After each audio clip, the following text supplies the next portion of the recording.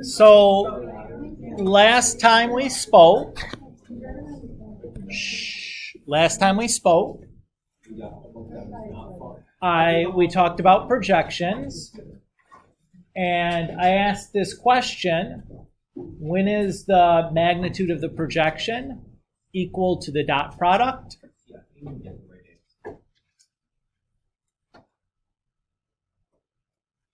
Did anybody notice this happening in the homework? Should have happened a couple of times, right? Does it happen every time? The answer to that is no, it will not happen every time. Did it happen both the times in the story problems and the homework? Yeah. Yes. So is there a way to predict when that's going to be happening? Because certainly it would be nice to know that, as it's a pretty big shortcut. Yeah. What do you think?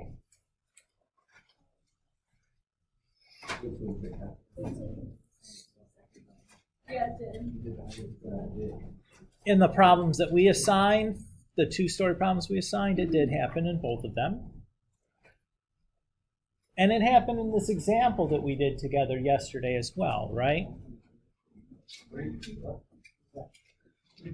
So, what about this example is causing this to happen?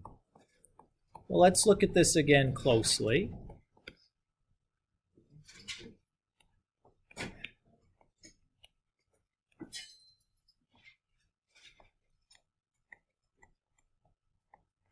So this is the example from yesterday that we're talking about.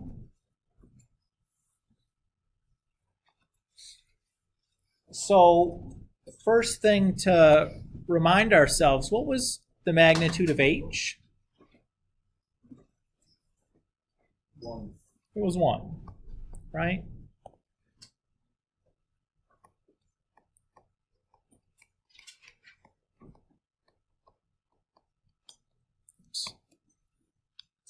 So that simplifies down to this, right? And what type of quantity is a dot product result in? It gives us a scalar, right? So I can take that scalar and move it outside of my magnitude. Why can I do that? If the magnitude is the length of something, right, I can think about something being like 9 units long, or I can think about it as like 3 times 3 units long, right? Where the 3 times the length didn't affect, moving the 3 away from the length didn't affect anything, right?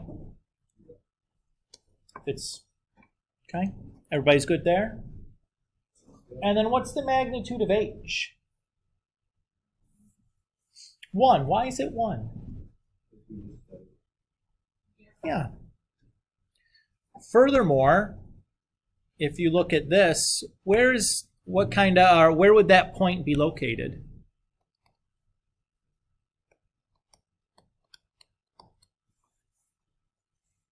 That point that is represented by the terminal point on h, the vector h.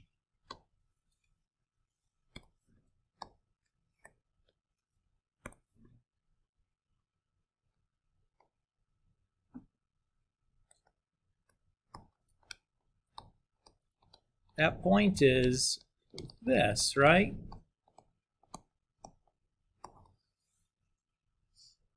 It's a point on the unit circle. Everybody agree with that? So if that's the terminal point and the initial point is the origin, which is how we've defined a vector in component form, what should its length be?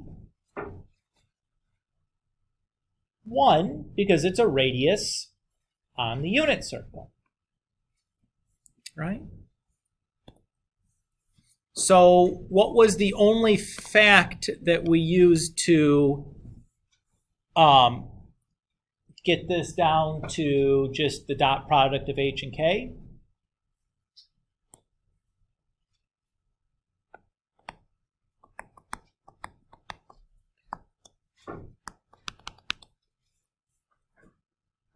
It was just that the magnitude of the vector we're projecting onto was 1.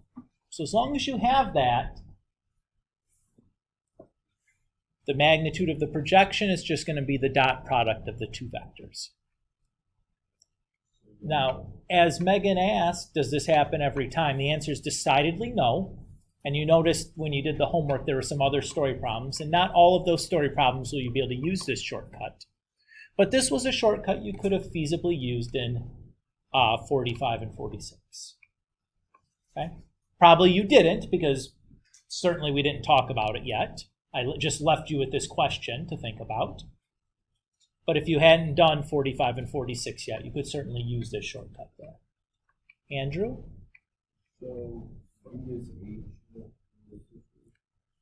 So V is the vector you're projecting things onto. So in ours, it is H. The magnitude is 1. So you have to be projecting onto a unit vector.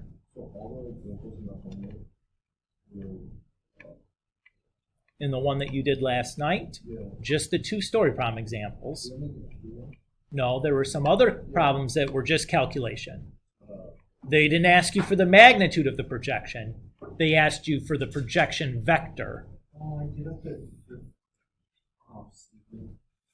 Well, we're gonna do up to 50, but they would have been much harder.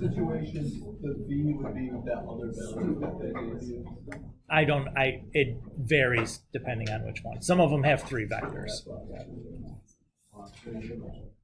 Okay. Do we feel okay about that answer of when we can use this shortcut? That's the point of what we just went through, is determining when we can do this, because it's a big time saver, right? It eliminates a lot of calculation that you wouldn't have to do, but it can only be done if you're projecting onto a unit vector. If you're not doing that, you cannot use this shortcut. What could you do instead if you still wanted to use this shortcut, but you didn't have a unit vector you're projecting onto?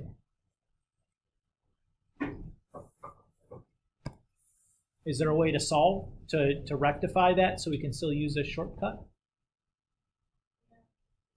Good. That's correct. Yes, there is. How could we do it? What would we have to do to our vector v if it wasn't a unit vector? We wouldn't want to add or subtract, but it is something we dealt with in the first section.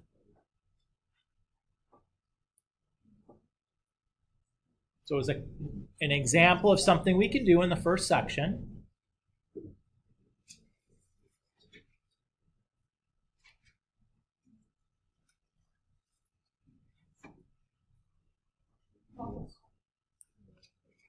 Well, there's 3 kinds of vector multiplication. What kind of multiplication are you talking about? Dot product? No. I don't know. It's right though. Well, she's trying, which is fine. Even if they're guesses, that's fine. Like, how are you going to develop any intuition if you don't guess at things? Right?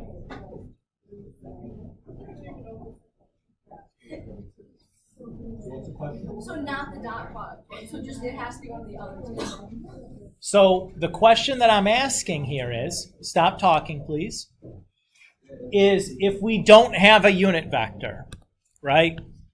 We don't have this. Is there a way to still use the shortcut? Yeah. The answer is yes. And then the next question is, what do I have to do to the vector v in order to use the shortcut? And my hint was this was something we did in the first section.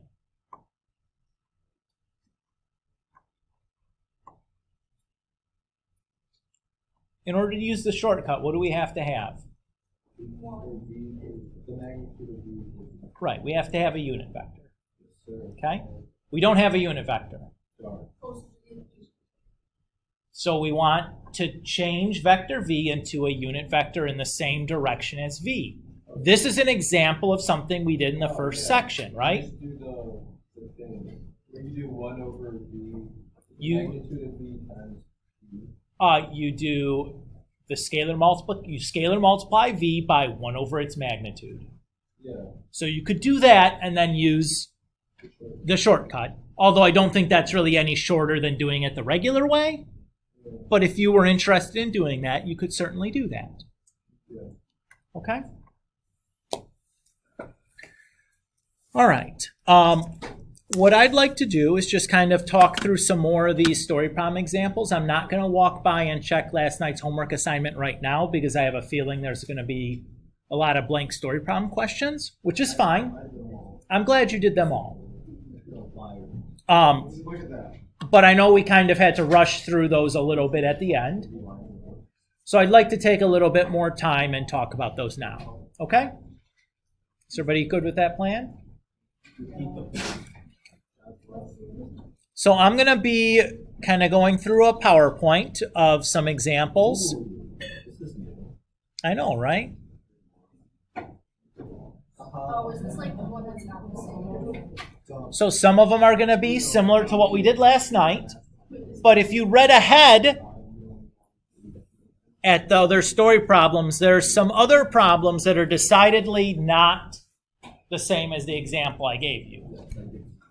So we're going to cover some of those cases as well as kind of going through some examples of what we would have seen last night in the homework. Yes. So, the problem that we were talking last night, it's like our answer is like 2 off or anything. That's a result. Probably rounding. Okay.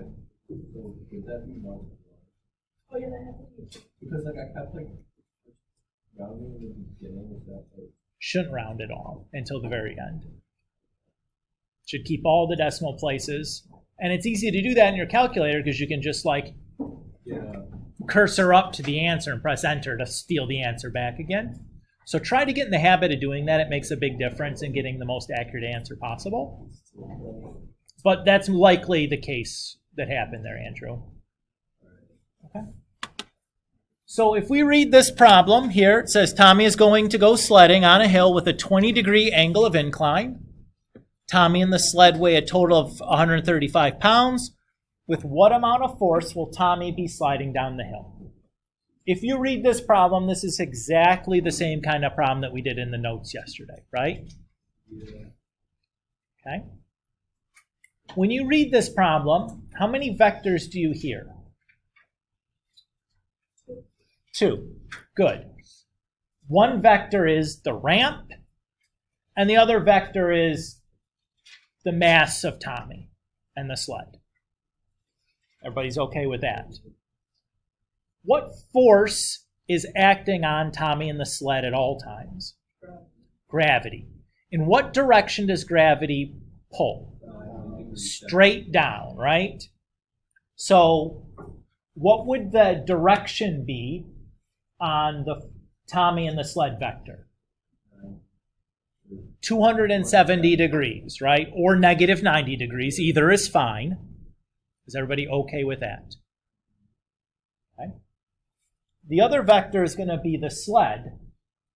Notice here we're not given any information about the length of this ramp. So do we know anything about the magnitude?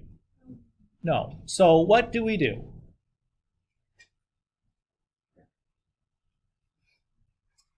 What can we do if we don't know what the magnitude is? We'll give it a magnitude. What magnitude should we give it? 1. Everybody's okay there? All right. So what we'll do now is we'll compute the vector for the ramp and compute the vector for Tommy and the sled. Whee! Okay. So we did that. So here's the vector for Tommy and the sled. Here's the vector for the ramp. So the magnitude for Tommy and the sled is 135 and the direction is 270. The ramp magnitude we're not told, so we'll choose it to be 1.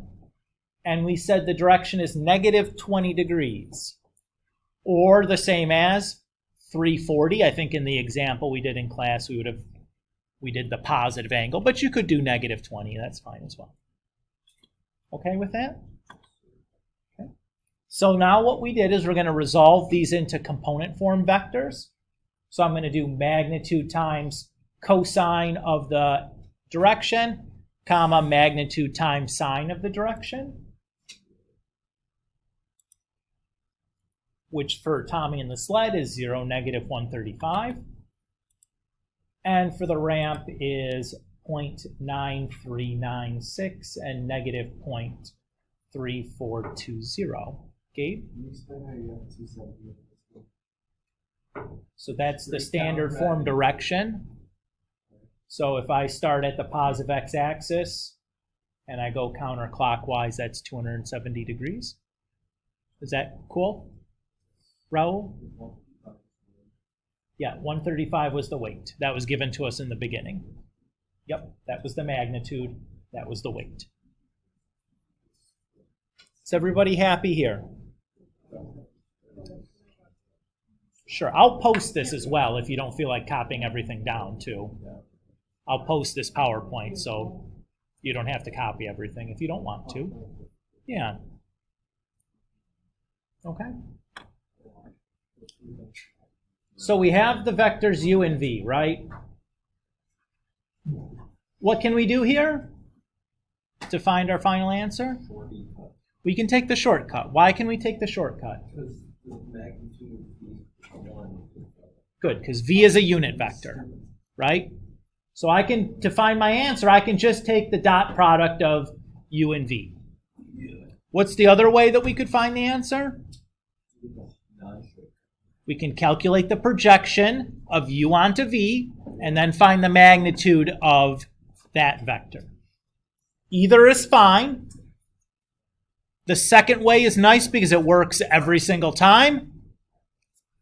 The first way is nice because it's quick, but it doesn't work in every single case. And we'll see an example here later on where you cannot do that. Okay? All right. So we have our two vectors. So calculating their dot product, we get 46 and change. The magnitude of v squared is 1. So the projection vector, the dot product over the magnitude squared times that vector v, gives us this. Then we need to calculate the magnitude for this vector, which is going to be the square root of x squared plus y squared, which we see is the same as the dot product, which is what we'd expect to happen here since the magnitude of v was 1. So our final answer is the force of Tommy sliding down the hill is 46.17 pounds. This relates to math, I know. Maybe. So there's a character named Vector, and he always says vector like direction. I don't know if that's Cool. You should search it with you'll enjoy it. Okay. We should watch it right now. I mean, I have to agree with that.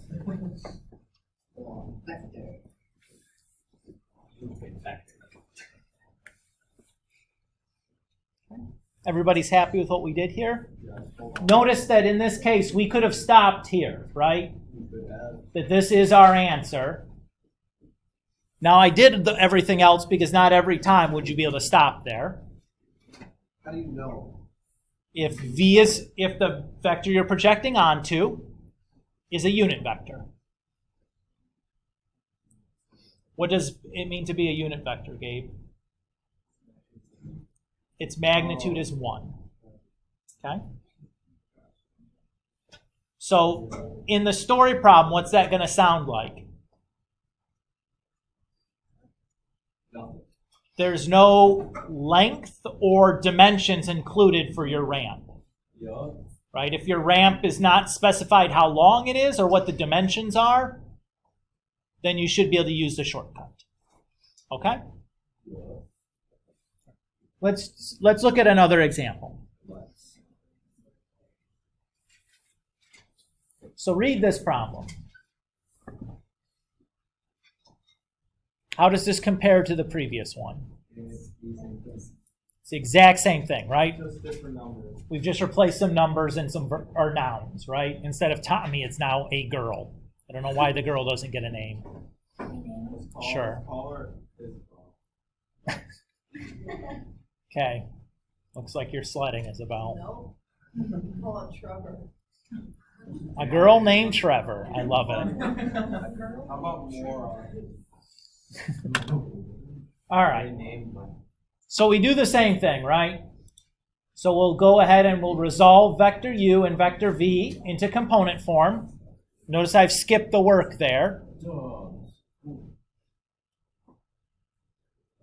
It's if it's exactly the same as the previous one, right? It's the exact same process. And really the process of resolving these into component form never changes. Oh, it's the same. Right? It's magnitude times cosine of the direction, comma, magnitude times sine of the direction. Right? Always the same. And so here we can calculate our projection vector.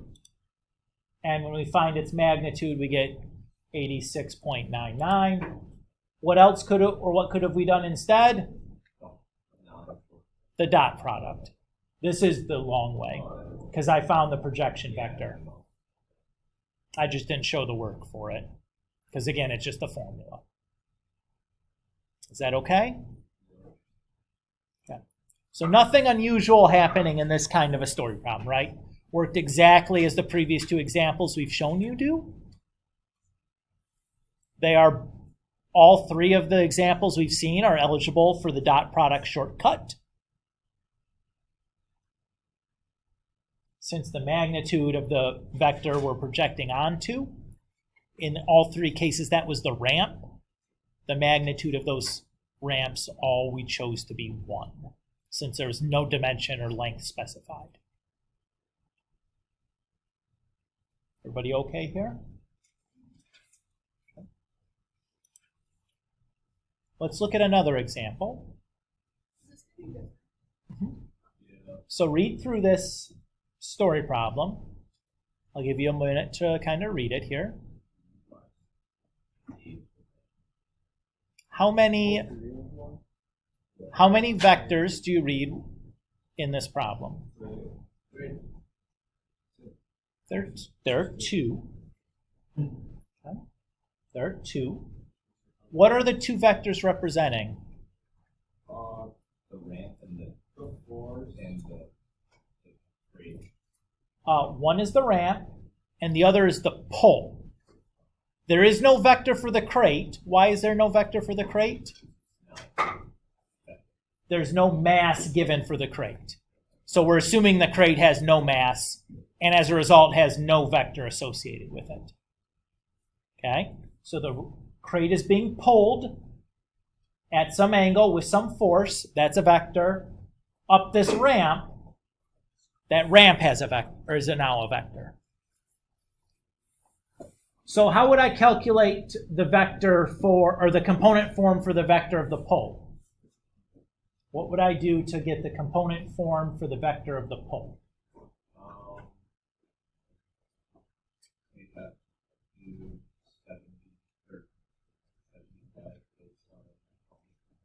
75 times cosine 25, 75. and then 75 sine 25. Exactly right. What are we going to do to get the the component form for the ramp?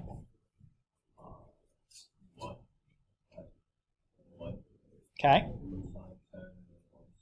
1 cosine 10 and 1 sine 10. Very good. So when you do that, these are the numbers you get. Okay. Yes, Lynn? Of course. Sure. Is everybody okay? I know I'm saying a lot of things and not writing as much down. It was going to be a massive PowerPoint if I wrote every little single thing down. But I made sure to do the first one, including kind of like all these little intermediate steps. And I'm saying them, so as you go back and you listen to the PowerPoint, or listen to the video, and look at the PowerPoint, you'll should be able to fill things in, right? What did you say you did? You did 1. So enough to be you did 1 cosine 10. No, that's for V. Okay, so then U is 75%. Yes. Yep.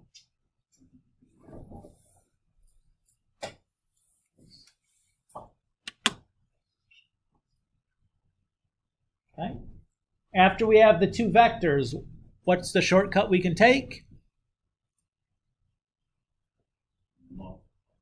You calculate their dot product, right? Why can we use that shortcut here? What do you mean when you say multiply? I'm sorry. When you say multiply the dot No, just take the dot product. The dot product is a type of vector multiplication. yeah, The dot product is the product of the x's plus the product of the y's. That's what we call a dot product. It is a type of vector multiplication. There's three types. Okay. Well, we've talked about scalar multiplication. We've talked about this dot product. There's a third called a cross product. It's when you do like 7 times vector v, where you just multiply the 7 to each component. Yeah. I don't believe we talk about cross products in this course.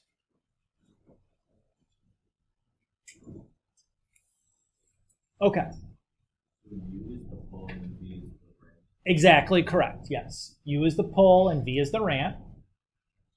So one way we can do this is the shortcut and just take the dot product of U and V. Why can we use the shortcut here?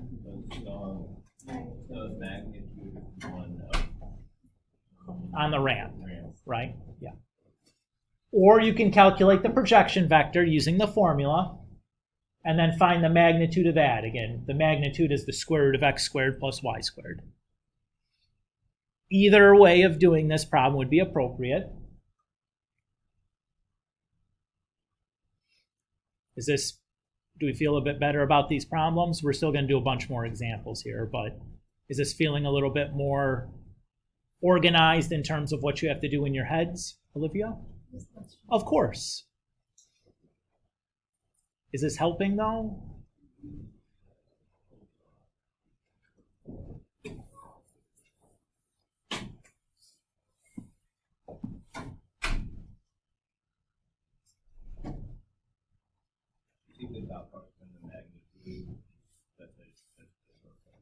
So if I just take the dot product here, that'll be 72.44.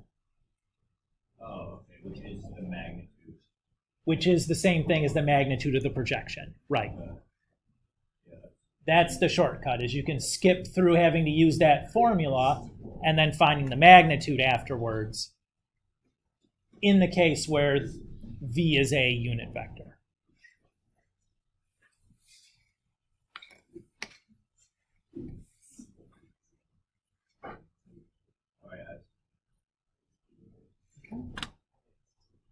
Should we look at another example? Take a read through this one and tell me how many vectors you hear when you read it.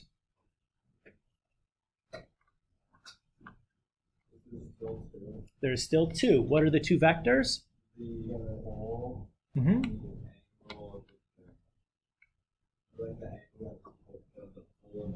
There's still a pull and a ramp. Yep. So how do we calculate the vector for the pull?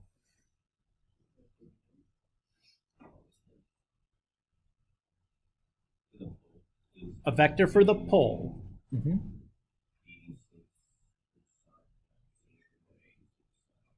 Very good. 86 cosine 19, comma, 86 sine 19 will be the component form for the vector of the pull. How do we calculate the vector for the ramp?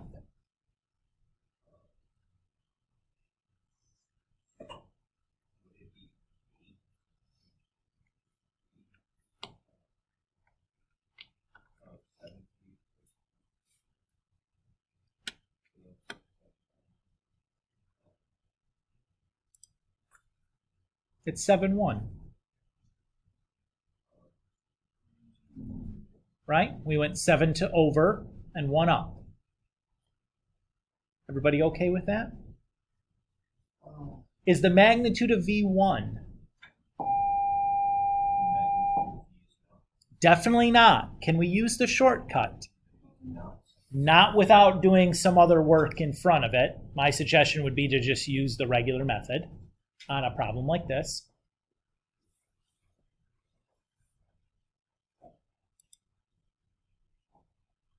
So when I calculate that projection, again, how do I calculate this projection vector? I do u dot v over the magnitude of v squared times vector v.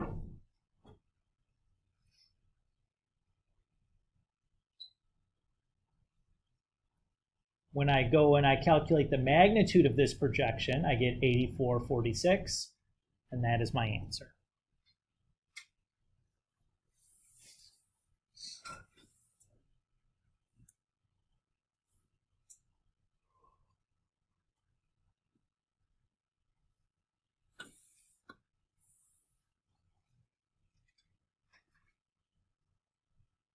Are we okay with that idea? Okay. So you should be able to recognize a situation where you can't use the shortcut. You'll be in some way given like the length of a ramp or the dimensions of the ramp like this. Either one, if you're given that information, the shortcut isn't eligible without doing some extra work to use it. My suggestion would be to just do the regular process because the extra work is pretty darn close to just doing the regular process.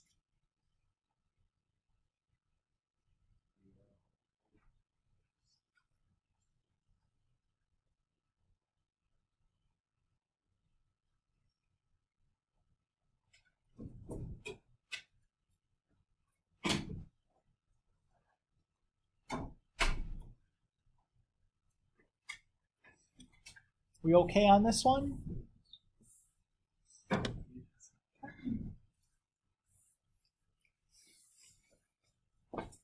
Read this one and tell me what you think. Again, we're looking for the number of vectors to start with.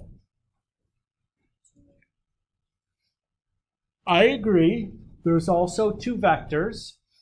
But in this problem, it's asking for something different than just the force applied to the ramp, right?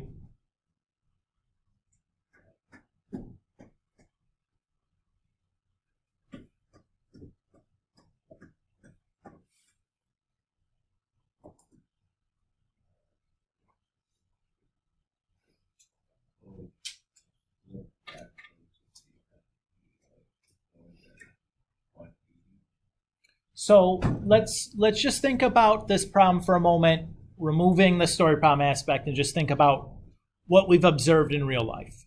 Okay?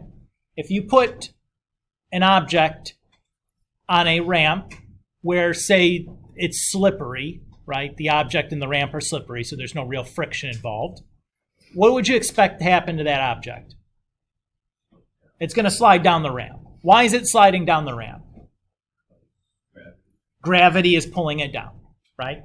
That's what's going on here, right? If there's not another force applied to this roller coaster, it would slide backwards, right? So how much force is it going to need to keep it from sliding backwards? Well, it's got to be equal to or greater than the force due to gravity applied to the ramp.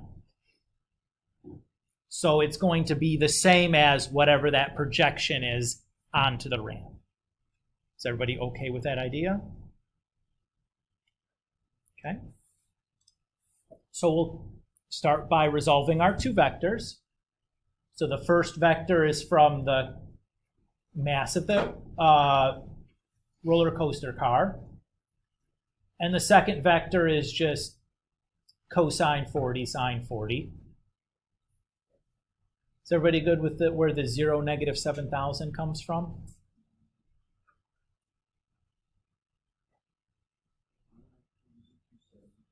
Yes. Yes, so this is 7,000 cosine 270, 7,000 sine 270. Gravity is always going to be a 270-degree angle because it's always acting straight down, at least if you're on the surface of a planet. If you're out in space, it's a different story, or if you're at the center of the planet, it would be a different story. But for these types of problems that we're going to deal with here, gravity is going to mean a direction of 270. Is everybody okay with that?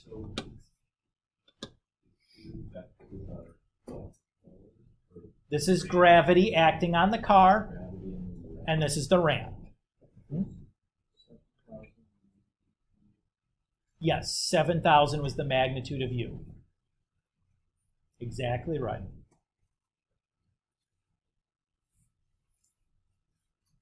So here, what kind of vector is V? It's a unit vector, right? Were we given any information about the length of the ramp or the dimension of the ramp? No, so it can just be a unit vector. So we could do the shortcut if we wanted. How did we get the Cosine, 1 times cosine 40, 1 times sine 40. Yep, exactly right.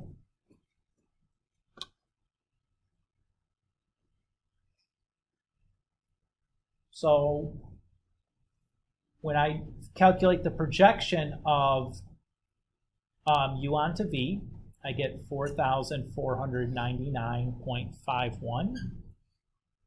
So the force we'd have to act on the car to keep it from slipping down the hill would have to be equal or greater than that same force. And you could use the shortcut in this case because V is a unit vector. Exactly right.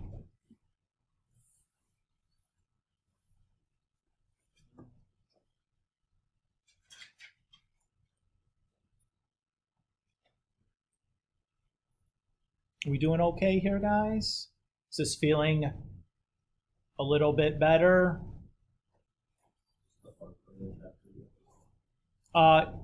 It's coming into it. Yeah, this is amongst the hard parts. Yes. The three-dimensional stuff that's coming up next tends to be rather challenging for students also. You can make a decision about like what you think is harder or whatever, but it's all new. It's all very brand new and unfamiliar, which makes it seem maybe worse than it actually is. But I don't think anybody here is exceptionally comfortable working with vectors yet. We haven't done a lot of it before.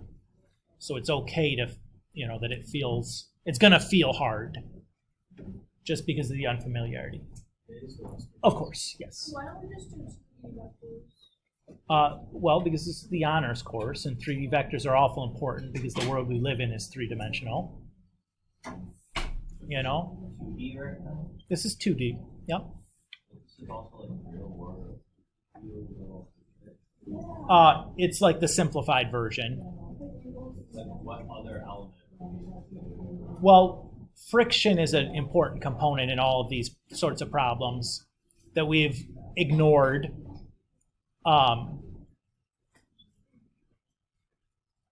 And, like, there's like, in a case like this with roller coaster, there's like lots of frictional components. There's friction from the air. There's friction on the actual roller coaster track. There's two types of friction, actually. There's like kinetic friction and static friction. So if you ever tried to move like a heavy object, like getting it started is harder than keeping it going, right? Have you noticed that? Like you get a desk and it's kind of stuck on the floor, that's static friction. So you need some force to overcome that. And then you need, like pushing it on the floor is still going to be harder than like pushing it on ice, like a frictionless surface would be. So you have, but there's, in addition to like the three-dimensional aspects of things. But this is assuming there's no left and right. Everything can just go straight ahead or up and down, but there's no like side to side also on these things, which is also something that certainly could be possible. If you've ever pushed something, it's really hard to push it in a straight line. Oftentimes it's going to kind of, scoot all over the place on you. So like these things all could be much more complicated because there's like rotational and all kinds of other forces that potentially are involved. But this is a realistic version for where we're at. And unless you're like, like a mechanical engineer, you'd probably never see a situation, even in academic, where you're asked to deal with a problem like that. And this is like if you're a fourth year mechanical engineering student, probably. Anyways, continuing on. This is our last example. So let's read through this and tell me how many vectors we hear. There are 3 vectors here. What are the 3? So what are the 3? There's pull, ramp, and gravity. Very good. So the first vector is this pull that's happening at an angle of 35 degrees with a force of 150 pounds. How would I turn that into a component form?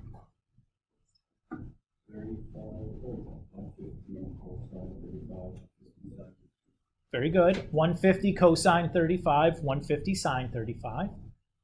The second one is the gravity acting on the crate. How would I turn that into a component form vector?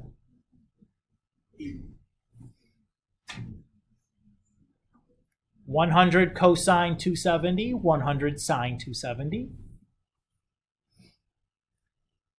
And then the last one is the ramp. How would I turn the ramp? 1 times cosine 15, 1 times sine 15. Now, what is going to be the plan for this problem? Oops.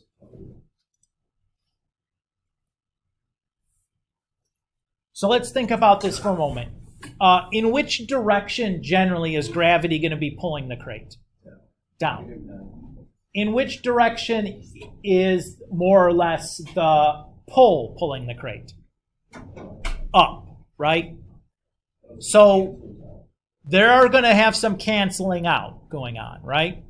So we're actually going to need 2 projections in this. Nice. So we're going to need the force of the pull onto the ramp.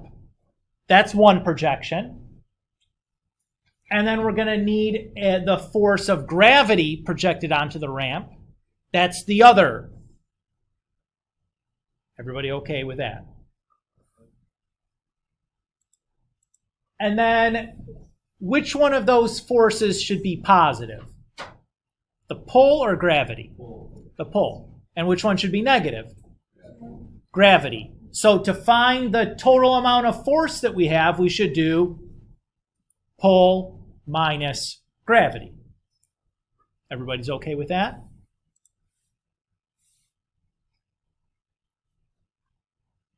And if the result we get is a positive number, that means generally the crate would be moving up the ramp, that the crane is providing enough pull to get the crate up the ramp. If it's negative, that means the crate is going to be continuing to slide down the ramp. The crane isn't pulling hard enough to get the crate up there. Okay with that plan? So, just like we discussed, here's my vector for gravity and my vector for the ramp. Notice that the vector for the ramp is a unit vector. So to find the projection here, or the magnitude of the projection, we could just do the dot product. Yes. The ramp is V, and U is gravity in this case.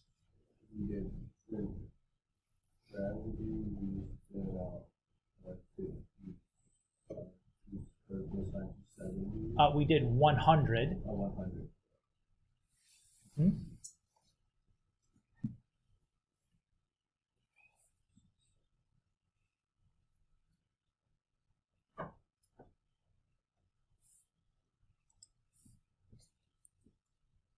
So the force sliding down the ramp is about 25.88 pounds.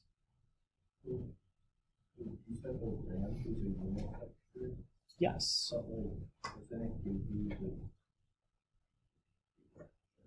Right, but it doesn't give you any magnitude, so we can choose the magnitude to be 1. What's the magnitude 152? That is for the pull. Oh, yeah. That is for the pull. So if we look at the force of the crane up the ramp, the pull vector, 150 cosine 35, 150 sine 35 is W. And then we have the same ramp vector that I'm calling vector V. Again, since vector V is a unit vector, we could do the dot product, or we can do it the long way. In which case we get that there's 140.95 pounds pulling up the ramp. What does W mean? W is the pull and V is the ramp.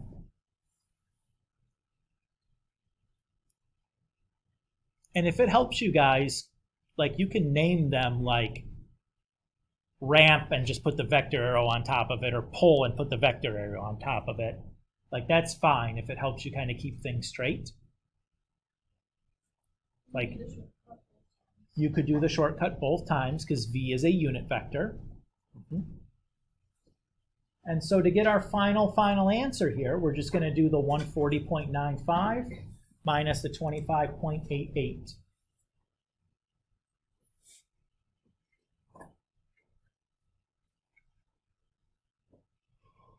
Which gives us the 115.07.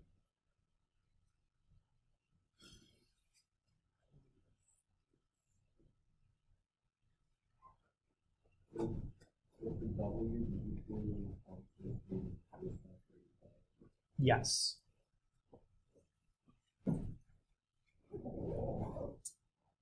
Yes, of course.